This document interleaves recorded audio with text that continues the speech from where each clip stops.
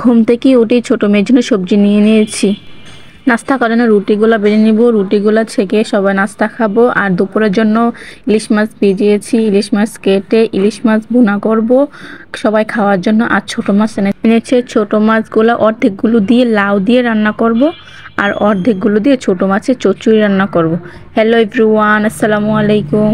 সবাই কেমন আছেন? আলহামদুলিল্লাহ আমি অনেক ভালো আছি। ঘুম থেকে উঠেই আমার ফার্স্ট কাজ থাকে যে আমার ছোট মেয়ের জন্য সবজি নিয়ে খিচুড়ি রান্না করব। তা আমি ঘুম থেকে উঠি ওর জন্য সবজি নিয়ে নিচ্ছি, বেশি না 3-4টা শাক নিয়ে নেব, নিয়ে ওর জন্য খিচুড়ি রান্না বসে। তো এখন আমি রুটিগুলো ডো করে নিয়েছি, এখন আমি বেলে নিব সবগুলা রুটি, একটা একটা করে বেলে নেব। মেয়ে বলছে পরোটা খাবে, তো ওর জন্য পরোটা 2টা বানাইছি আর আমাদের জন্য রুটি বানিয়েছি। রুটি বেলা শেষ, এখন আমি তা বসিয়ে দিয়েছি, ডিম ভেজে নেব। কারণ ডিম ভাজা ছাড়া তো রুটি খাওয়াই যাবে না, সকালের নাস্তা তো ডিম ভাজা লাগেই। তো আমি ডিমটা ভেজে নিয়েছি। এখন আমি ওর জন্য পরোটাটা আগে ভেজে নেব, কারণ ওর নাস্তাটা আগে রেডি করে দেবো। ওরটা রেডি করে দিলে তারপর আস্তে আস্তে করে আমাদের সবগুলো রুটি আমি ছেঁকে নিয়েছি। তা আমাদের রুটিগুলো ছেঁকা শেষ, তো নাস্তা বানানো শেষ। নাস্তা খেয়ে চা খেতে এসেছি। চা খেলে মনটাও ভালো হয়ে যায়, মানে ঘুমের রাশ কেটে যায়।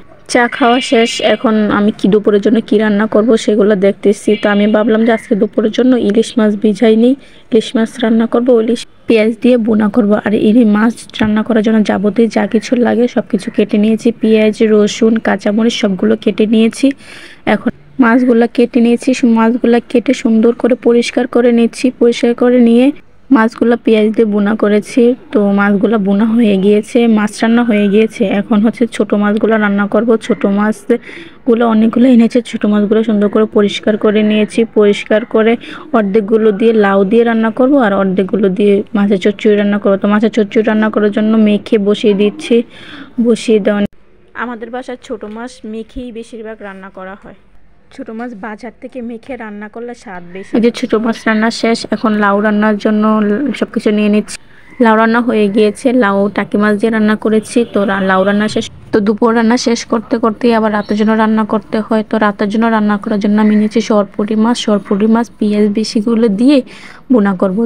রান্না হচ্ছে একটা আর্ট, আপনি যত মনোযোগ দিয়ে রান্না করবেন রান্না তত দ্বিগুণ স্বাদ হবে।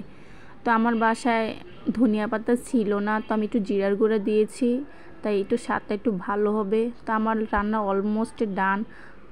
দিনটা শেষ হয়ে গেছে রান্না বান্না করতে করতে। শুক্রবার দিন এরকমই আমার হয় সব সময়, রান্না করতে করতে আর বাচ্চাদের সামলাতে আমার দিন শেষ হয়ে যায়। তো সন্ধ্যার দিকে তেমন কিছু করি নাই, একটু মুড়ি মাখাইছি আর চা বিস্কিট খাচ্ছি। তো ভিডিওটা ভালো লাগলে অবশ্যই সবাইকে দেখার সুযোগ করে দিবেন, অবশ্যই লাইক কমেন্ট শেয়ার করবেন। ধন্যবাদ সবাইকে।